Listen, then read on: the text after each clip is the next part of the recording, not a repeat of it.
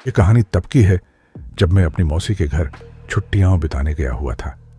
गर्मी की छुट्टियां चल रही थीं और मौसा जी, जो एक डॉक्टर हैं, उन्हें रहने के लिए एक सरकारी क्वार्टर मिला था। उनका क्वार्टर दूसरी मंजिल पर था और उसके साथ एक छोटी सी बालकनी भी थी।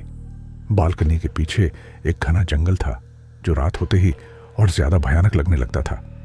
हर रात उस जंगल से अजीब आवाजें आती थीं, कभी पत्तों की सरसराहट, कभी कोई हल्की सी हंसी और कभी ऐसा लगता जैसे कोई हवा में फुसफुसा रहा हो।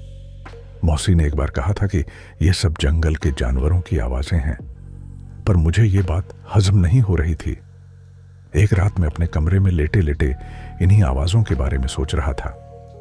मौसा जी और मौसी सो चुके थे, पर मुझे बिल्कुल भी नींद नहीं आ रही थी। बाहर से वही अजीब आवाजें आ रही थीं जो हर रात मुझे सुनाई देती थीं। पता नहीं क्यों, पर उस दिन मुझे अंदर से एक अजीब सी बेचैनी महसूस हो रही थी। आखिर मैंने सोचा, बालकनी में जाकर देखता हूं कि ये आवाजें आखिर आती कहां से हैं। जैसे ही मैंने दरवाजा खोला, एक ठंडी हवा का झोंका मेरे चेहरे से टकराया। मैं धीरे धीरे आगे बढ़ा और बालकनी की रेलिंग के पास जाकर जंगल की तरफ देखने लगा। और तभी मैंने उसे देखा। एक छलावा जंगल के बीच खड़ा मुझे ही देख रहा था। पहले मुझे लगा कोई आदमी होगा, पर जैसे ही मैंने ध्यान से देखा, वो हवा में हल्का सा तैर रहा था। उसका चेहरा एक अजीब सी सफेदी में लिपटा हुआ था, जैसे उसके अंदर कोई जान ही ना हो। उसकी आंखों की जगह दो काले गहरे गड्ढे थे और उसके पतले होंठों पर एक विकृत सी मुस्कुराहट थी। उसकी हरकतें नॉर्मल नहीं थीं। वो धीरे धीरे हिल रहा था, जैसे कोई हवा में तैरती हुई परछाई हो। मेरा गला सूख गया। मैंने पीछे हटने की कोशिश की, पर मेरे पैर जैसे जमीन से चिपक गए थे। और तभी वो बालकनी की तरफ बढ़ने लगा, एकदम बिना किसी आवाज के, बस हवा में बहता हुआ। जैसे जैसे वो पास आ रहा था, मेरी सांस फूल रही थी। जैसे ही वो कुछ ही कदम दूर था, उसकी आंखों के गड्ढे एकदम और गहरे हो गए।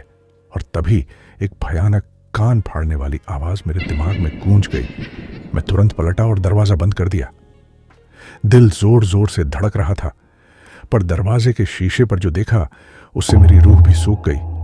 वही चेहरा, वही खाली आंखें, वही विकृत हंसी, और सबसे डरावनी बात, शीशे के ऊपर उसका एक स्याह लंबे नाखून वाला हाथ भी दिख रहा था, जो धीरे धीरे अंदर आ रहा था।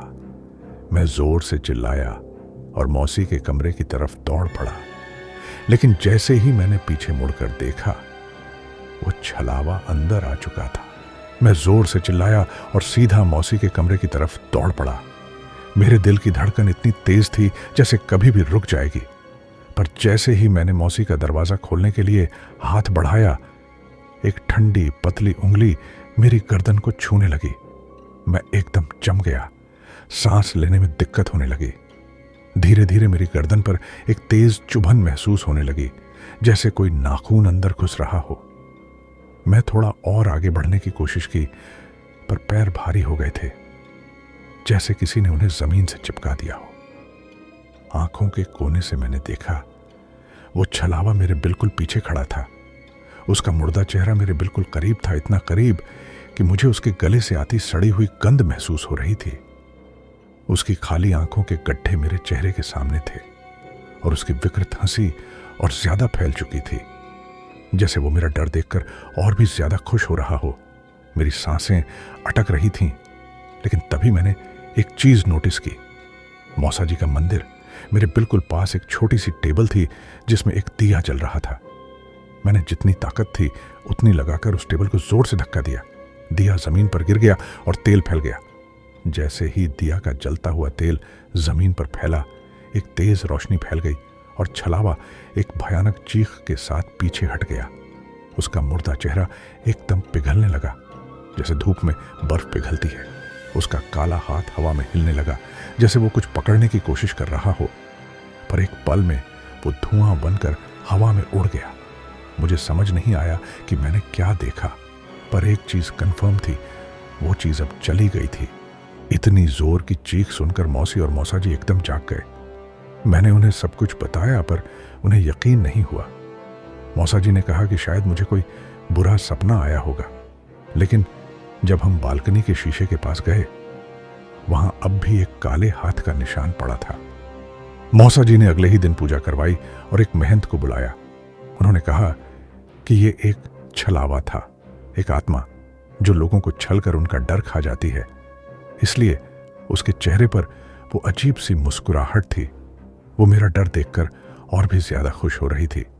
उस दिन के बाद मैंने बालकनी की तरफ देखना भी बंद कर दिया और जब तक मैं वहां रहा, जंगल से आने वाली वो अजीब आवाजें बंद हो गई थीं। लेकिन एक सवाल अब भी है, वो छलावा सिर्फ वहां का था या फिर कहीं और भी हो सकता है?